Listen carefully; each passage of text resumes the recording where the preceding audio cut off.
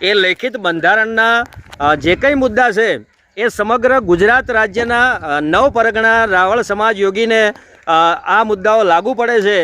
તો ઓગળ તાલુકાના વડા ગામના વતની એવા નાગજીભાઈ જે બબાસણિયા છે, એ બબાસણિયા આપણને એ લેખિત જે બંધારણ છે એ બંધારણ સમાજના લોકો વચ્ચે આપણને વાંચી સંભળાવશે. તો આપણે હવે સાંભળીએ નાગજીભાઈ બબાસણિયા. આજે જાખેલ મુકાવે મહાદેવભાઈ કુંડગરિયા એટલે કે અમારે મસરૂબાના ભત્રીજા એમના કારજ પ્રસંગે આજ સમાજ મળેલો છે અને અમારે અહીં બંધારણનો ચુસ્ત અમલ થાય છે અને આજ વડીલો વચ્ચે હું જે બંધારણ છે એ વચ્ચે અપનાવું છું. 9 પરગણા રાવળ દેશ સમાજ સામાજિક બંધારણ વઢિયાર, કાંકરેજી, ધાંધાર, સમાલ, ડીસાવળ, કોલિયારો, મલાણી સાઈડ, દોતા સાઈડ, ગઢવાડા. પહેલો મુદ્દો સમાજને નીચું જોવું પડે એવા દરેક સામાજિક કુરિવાજો અને કાર્યો આજથી સદંતર બંધ. જન્મદિન નિમિત્તે કેપ લાવવી કાપી નહીં, કુલદીવે દીવો પ્રગટાવો અને 1100 રૂપિયા શિક્ષણ માટે લખાવવા. સગાઈ નિમિત્તે 11 થી 21 જવું, ધમણા પ્રથા સદંતર બંધ, રોકડ રકમ આપવી. લગ્ન શુભ મુહૂર્તે પ્રમાણે લખવા, ફક્ત 5 વ્યક્તિએ લગ્ન લઈને જવું. હલ્દી રસમ પ્રી-વેડિંગ સદંતર બંધ, સાદી પીઠી ચોળવી. પલ્લામાં ચાંદીનું મંગળસૂત્ર, ચાંદરી અને સાદી બંગડીઓ લઈ જવી. ચૂડીઓ વહડી સદંતર આજથી બંધ, ગવનની જગ્યાએ સાડી લઈ જવી. લગ્ન પ્રસંગે ડીજે સદંતર બંધ, ફટાકડા ફોડવા નહીં. લગ્ન ચોરીમાં ફોર્મ સ્પ્રે, પેપર સ્પ્રે ઉડાડવા નહીં. લગ્ન ચોરી સાદી બનાવી, ફૂલો એકબીજા ઉપર નાખવા નહીં. મામેરું પરખવાની પ્રથાથી બંધ, રોકડા 51,000 થી 1,51,000 સુધી મામેરું ભરવું.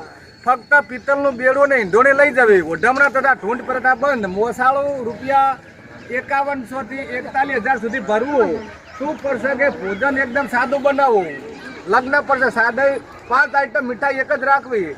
દરેક પ્રસંગે ચા કોફી માટે કાગળના કપ શક્ય તો ટાળવા, આરોગ્ય માટે હાનિકારક છે. સ્ટીલના કપ લાવવા. બીમારી પ્રસંગે જાહેર બોલવાનું બંધ, ફોનથી સમાચાર લઈ લેવા. નજીકના 5 સગાને જ બોલાવવા.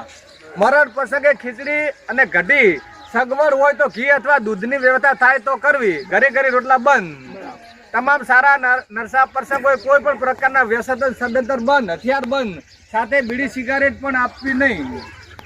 દીકરીને સમાજમાં કંકુ કન્યા તરીકે કન્યાદાન કરવું. કોઈ પણ લેવડ દેવડ આજથી બંધ. બીજા સમાજમાં મરણ પ્રસંગમાં જવાનું થાય તો શ્રદ્ધાંજલિ આપણે નીકળી જવું. આવશું હુકમાં લખ્યું છે, બીજું કોઈ લેવું નહીં. લગ્ન જીવનમાં કડવાશ ઊભી થાય તો બંને પક્ષે સમાધાન કરી લેવું. સમાજના 5-10 માણસો મળીને સમાધાન કરવું. શક્ય હોય તો કોર્ટનો આશરો લેવો નહીં. જાનમાં 100 કરતાં વધુ માણસો લઈ જવા નહીં. વરરાજાએ દાઢી વધારીને પરણવા જઈ શકશે નહીં. આમંત્રણ પત્રિકા સાદી બનાવી, મોબાઈલ તથા માધ્યમથી નિમંત્રણ આપી શકાશે. દીકરા દીકરીને ઓછામાં ઓછું 12 સુધી ભણાવો તો વધારે સારું. સામાજિક બેસણું મંગળવાર સિવાય દરેક વારે રાખવું. રૂમાલ પ્રથા ચાલુ રાખવી. મૃત્યુ બાદ અગ્નિ સંસ્કાર સમાધિ જે અનુકૂળ હોય તે સ્વીકાર્ય છે. ઉપર મુજબના 21 મુદ્દાના સામાજિક બંધારણનું ઉલ્લંઘન કરે તો જેમના જે ગોળ હોય એ ગોળને ભેળા થઈને આનો જે ન્યાય થાય કરવો. બસ મહારાજ, રોમ રોમ. ધન્યવાદ.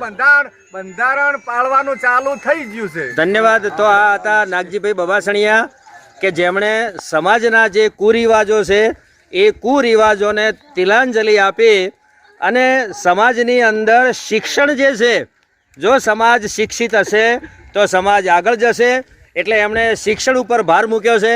તો ગુજરાત રાજ્યના તમામ રાવળયોગી સમાજના જે અગ્રણીઓ છે, જે શિક્ષિત છે, એજ્યુકેટેડ છે, એમને વિનંતી છે કે આપણે આ જે આપણા સમાજની અંદર જે કુરિવાજો છે એને વિદાય કરી દઈએ અને શિક્ષણની દિશા તરફ એક આગળ પગલું ભરીએ. News ACP Banaskantha Palanpur.